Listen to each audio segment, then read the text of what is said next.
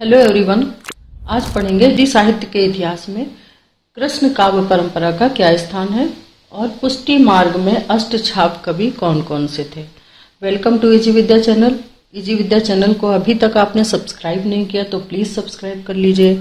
तो आइए पढ़ते हैं कृष्ण काव्य परंपरा। हिंदी कृष्ण काव्य की परंपरा भी सूर से प्रारंभ हुई प्रतीत होती है। ऐसा कहा जाता है कि कृष्ण काव्य की धारा को सूरदास जी ने ही प्रवाहित किया है, परंतु विद्यापति को हिंदी कवि स्वीकार किए जाने के पक्ष से ये माना जाने लगा है कि संस्कृत पौराणिक साहित्य से ये प्राकृत अपभ्रंश साहित्य में प्रवेश करने के उपरांत कृष्ण काव्य परंपरा हिंदी साहित्य में मैथिल, कोकिल, विद्यापति की रचनाओं द्वारा अवतरित हुई है। विद्यापति ने कृष्ण के ऊपर इतनी रचनाएं की कि उन्हें कृष्ण काव्य परंपरा का कवि माना जाने लगा और उनकी रचनाएं जो प्रकाशित हुई उसमें मैथिल और कोकिल भाषा का अवतरण हुआ। छांदोग्य उपनिषद में कृष्ण यद्यपि अंगिरस ऋषि के शिष्य देवकी के पुत्र तो कहे गए हैं, परंतु उनमें देवत्व तथा अवतार की भावना आगे चलकर विकसित हुई। ये छांदोग्य उपनिषद क्या है? छांदोग्य उपनिषद में निर्गुण धारा का विस्तार किया गया है। उसमें निर्गुण धारा का विस्तार है और निर्गुण धारा को ही प्रमुख स्थान मिला हुआ है। लेकिन वो कहते हैं कि छांदोग्य उपनिषद में भी कृष्ण अंगिरस के शिष्य बताए गए हैं और देवकी के पुत्र उनको कहा गया है। इसका अर्थ ये हुआ कि अगर निर्गुण धारा प्रवाहित की जा रही थी तो कृष्ण को साकार रूप में क्यों बताया गया? उनमें देवत्व तथा अवतार की भावना आगे चलकर विकसित हुई। छांदोग्य उपनिषद में तो निर्गुण धारा का ही विस्तार हुआ, लेकिन इसको जब देवकी का पुत्र और अंगिरस के शिष्य कृष्ण बताए गए तो उनके साकार रूप का वर्णन कहीं न कहीं आता है। पतंजलि ने पाणिनि के सूत्रों में आए वासुदेव के नामोल्लेख की अपने महाभाषा की चर्चा करते हुए बताया कि वासुदेव क्षत्रिय वंशीय राजा ही नहीं उच्च कोटि के उपास्य भी थे।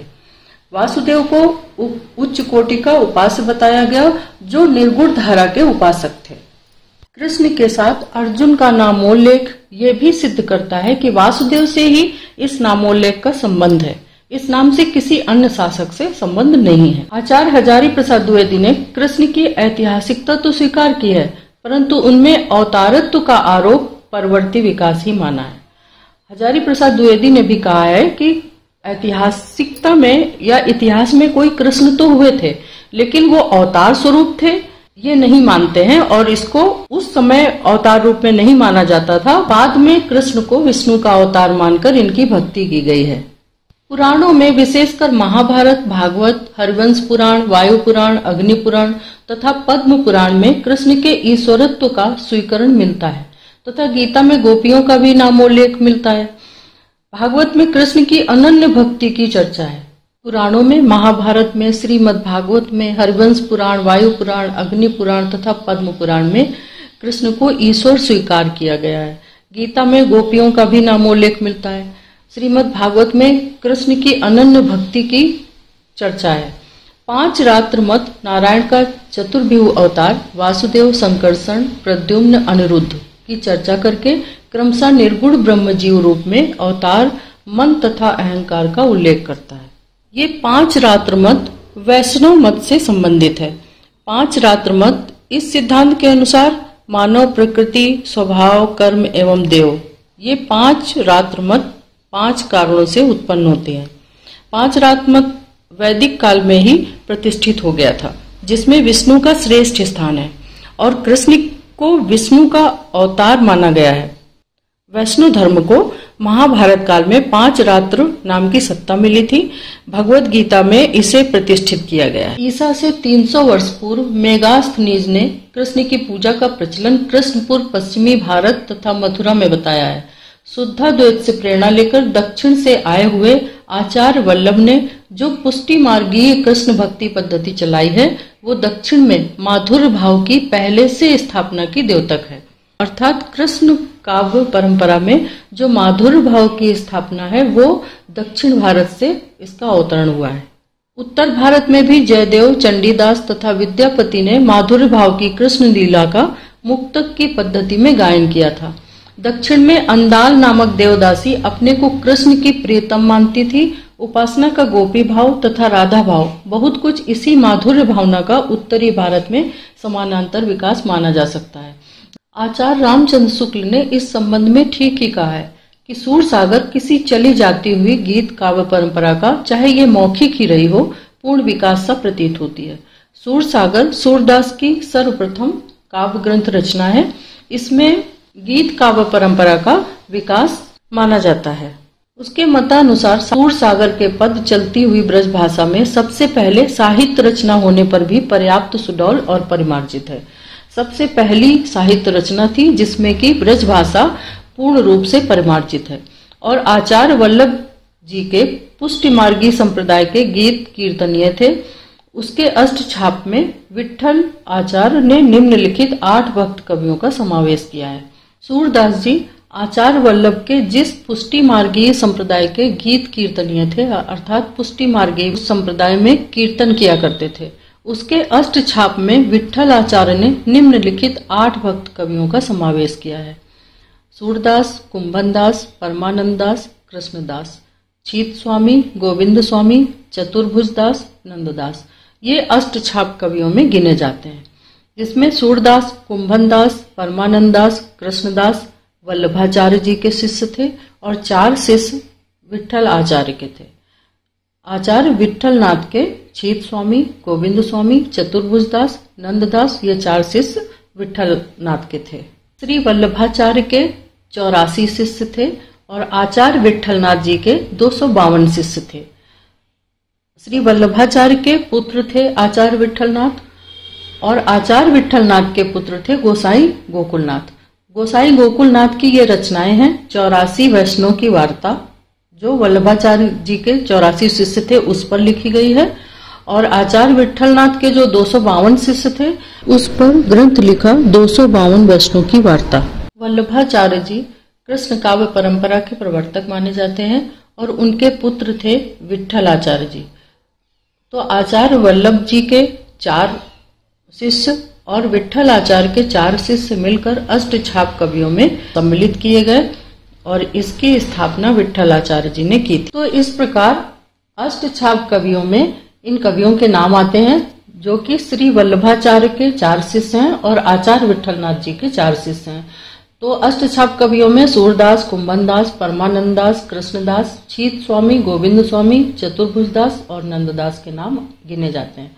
आचार्य विट्ठलनाथ ने 1565 ईस्वी में पुष्टि मार्गीय संप्रदाय में अष्टछाप कवियों की स्थापना की थी। श्री वल्लभाचार्य जी को विष्णु का अवतार माना जाता है।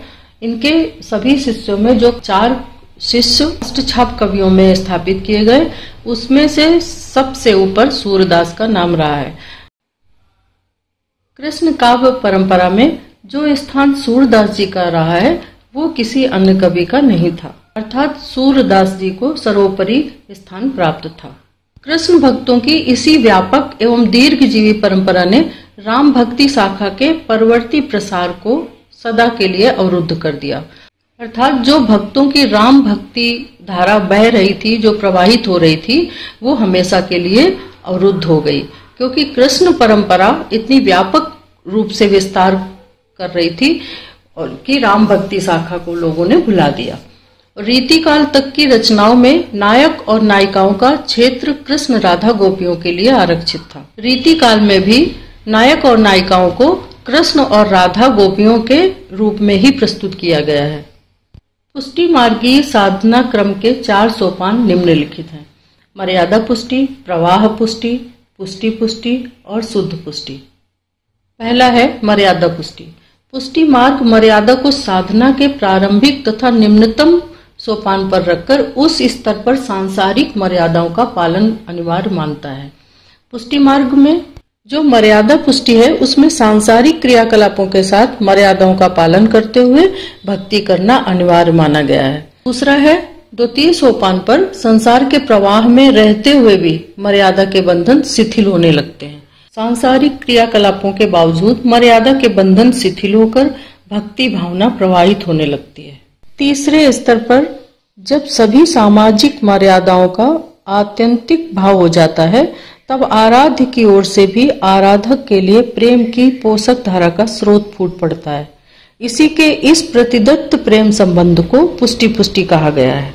जब ईश्वर के अंदर भक्त के लिए प्रेम की पोषक धारा का स्रोत फूट पड़ता है, जब आराध्य एवं आराधक का प्रेम एक दूसरे के प्रति समान रूप से प्रस्फुटित होता है, उसे ही पुष्टि कहा गया है। चौथा है शुद्ध पुष्टि।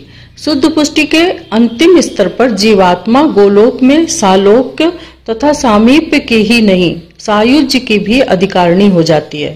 कृष्ण भक्ति परक काव्य की इस युग की सामान्य प्रवृत्तियां निम्नलिखित हैं। गीत काव्य शैली। कृष्ण काव्य में गीत काव्य शैली का प्रयोग हुआ है। ब्रज भाषा में इनकी रचनाएं की गई हैं। वात्सल्य रस का सबसे ज्यादा प्रयोग सूरदास जी ने किया है। सूरदास जी ने वात्सल्य रस का प्रयोग इस तरह से किया है जैसे कि कोई देखने वाला भी, जिनकी नेत्र होंगे, और जिस तरह से उन्होंने कृष्ण की लीलाओं का वर्णन किया है वो कोई नेत्र वाला भी नहीं कर सकता। इससे भ्रम उत्पन्न हो जाता है कि सूरदास जी के नेत्र सब कुछ देख सकते थे या नहीं। चौथा है श्रृंगार के संयोग और वियोग दोनों पक्षों का विवरण किया गया है, वर्णन हुआ है। आराध्य के लोक रंजक लीला गायन को वरीयता तथा मर्यादित ऐश्वर्य एवं ऐश्वर्य परक रूप की उपेक्षा। अगला है भ्रमर गीत, रास पंचाध्यायी, अष्टयाम तथा खट ऋतु वर्णन की परंपराओं का प्रचुरता से निर्वाह। कृष्ण काव्य परंपरा में भ्रमर गीत का विशेष स्थान है। रास पंचाध्यायी, अष्टयाम तथा खट ऋतु सभी ऋतुओं का वर्णन किया गया है। इसमें पदों, कवित्वों, सवैयों एवं दोहों का अधिक गायन। इनकी रचनाएं पदों और कवित्व और सवैयों में की गई हैं। भावात्मकता, तल्लीनता, संप्रदाय स्थापना एवं तीर्थ महत्ता की प्रवृत्तियों में वृद्धि। इन विशेषताओं के अतिरिक्त कृष्ण भक्ति काव्य में सामान्य भक्ति साहित्य के सभी विशेषताएं पाई जाती हैं। इस काव्य धारा को अष्टछाप के कवियों ने समृद्ध किया तथा सूरदास ने इसे चरम शिखर पर पहुंचा दिया। यह कहने में कोई अतिशयोक्ति नहीं है कि सूरदास से ही कृष्ण भक्ति धारा का विकास हुआ है।